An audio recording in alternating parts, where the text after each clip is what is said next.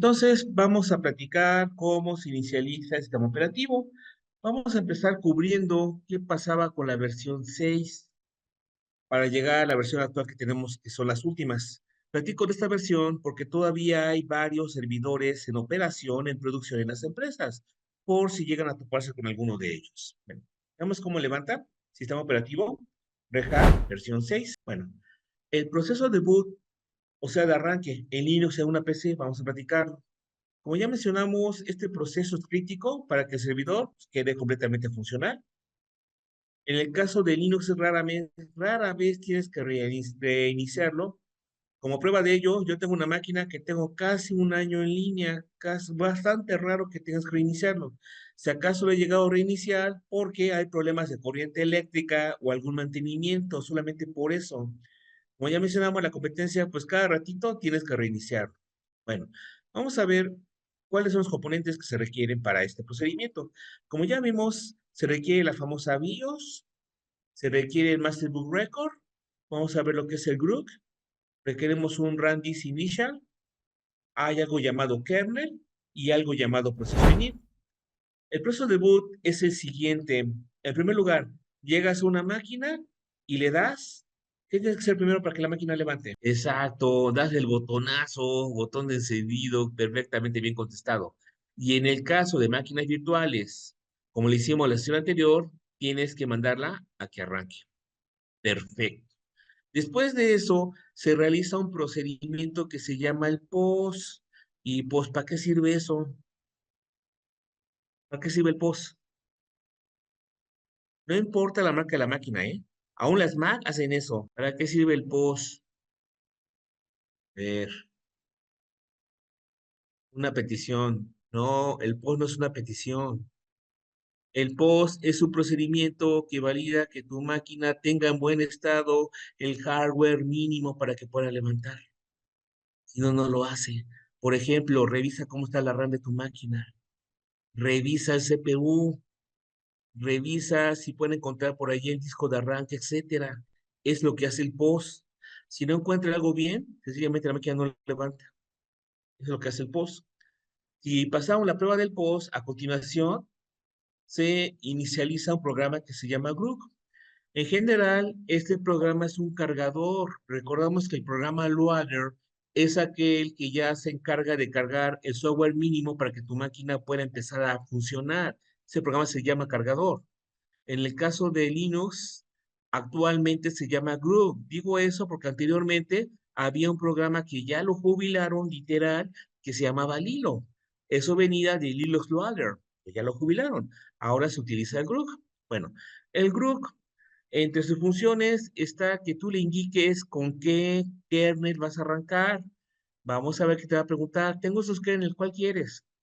Y ya que comienza, se encarga de cargar el kernel en la memoria. Al rato platicamos qué es el kernel. Una vez que el kernel está arrancando, hay que verificar el hardware que tiene su sistema. Ya valida exactamente cuánta RAM tienes, qué procesador, disco duro, teclado, tarjeta de red y demás periféricos. A continuación, si no hay ningún problemita, monta lo que se conoce como el director raíz, ya para que puedas empezar a utilizar el disco. Y después de hacer eso, nos genera un proceso que se llama el proceso init, que él ya se va a encargar de terminar de levantar la máquina. Todo eso y más pasa durante el proceso de boot. Digamos, platiquemos sobre el GRUC. El GRUC van a ver en unos momentos que cuando comienza a trabajar, te pone un menú con la lista de sistemas operativos disponibles. Una máquina es posible que tenga más de un sistema operativo y que sea de tipos distintos. Es común que tengas una máquina con Microsoft y también con algún Linux. Eso llega a pasar. Bueno, de ahí tienes que elegir con cuál quieres arrancar o por lo menos cuál es el kernel que vas a utilizar. Ahorita verás el detalle que es el kernel. Este GRUD puedes interactuar con él para modificar cómo levanta la máquina. Y para ello le puedes pasar parámetros. Y este GRUD utiliza un archivo de configuración que se encuentra en diagonal boot, diagonal GRUD, diagonalGRUD.com. Ahí se encuentra. Ahora, parámetros de buteo. Puedes darle parámetros en línea de comandos para modificar cómo bootea. Puedes dejarlos fijos en un archivo de configuración. Esos parámetros se consultan en diagonal prod command line. Los parámetros que vas a definirle te pueden configurar lo que es el kernel, lo que es el init run fs, lo que es el funcionamiento del proceso init o para scripts de inicio. Como aquí hay bastantes parámetros, es algo complejo y complejo, bueno, por lo menos tardado esto, está muy amplio. Se recomienda que consulten esos documentos que mencionan ahí para ver de qué tratan esos parámetros. Bueno, run this initial, ¿para qué es esto? Cuando la máquina está levantando apenas diste botonazo y está empezando a funcionar, pregunta, ¿sabrá exactamente cómo trabajar con el kernel que tienes? Con el hardware que tienes, perdón, con el hardware.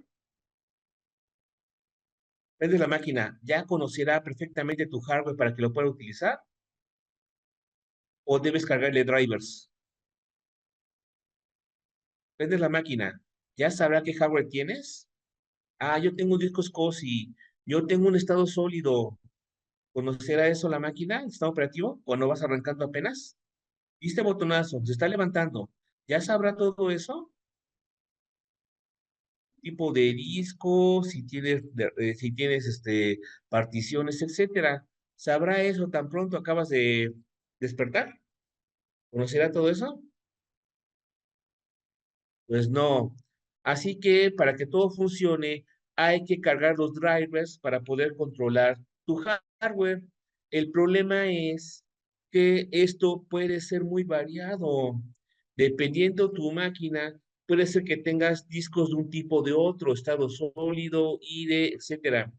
También, dependiendo cómo instalaste, puede ser que estés manejando lo que es una SAN, un iSCSI, un RAI. Eso se refiere al tipo de hardware del disco o si lo tienes como hardware vía la red o también si le metes algún software particular, etcétera. Eso es muy variable. Así que de entrada, pues la máquina pues no sabe qué es, no tiene idea de su identidad. Así que para poder averiguar, como no puedes accesar el hardware, que técnicamente esa información está en el disco duro, ahí está.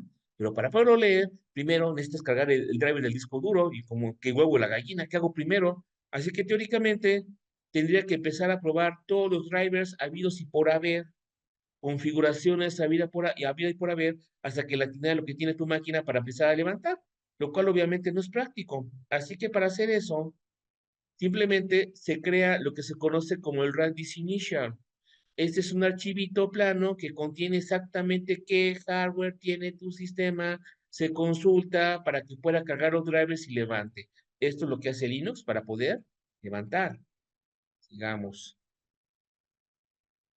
Entonces, el run this initial, como ya mencionamos, se va a cargar en memoria por parte del group, en RAM, y ahí pues ya se puede empezar a manipular lo que sería tu disco y poder levantar tu sistema. Bueno, ahora platicamos sobre el proceso init. El proceso init es el primer proceso que se levanta y mantiene viva tu máquina. Este proceso lo levanta el kernel. Ah, por cierto, ¿qué es el kernel? El kernel, como recordaremos de un curso de sistema operativo, es el principal componente del sistema operativo Unix. Es el único componente que tiene permiso de hablar con el hardware y cada petición que haga el sistema operativo en sí se la hace el kernel y el kernel pues ya maneja el hardware. Bueno, este kernel se encarga, ya que estamos levantando y levantar el proceso init, y a partir de ese proceso, que casualmente tiene el número uno por obvias razones, a partir de ahí, pues ya se levantan los demás procesos hasta que tu sistema queda completamente funcional. Esto se configuraba en el archivito diagonal etc initar, que ese archivo pues ya pasó a la historia.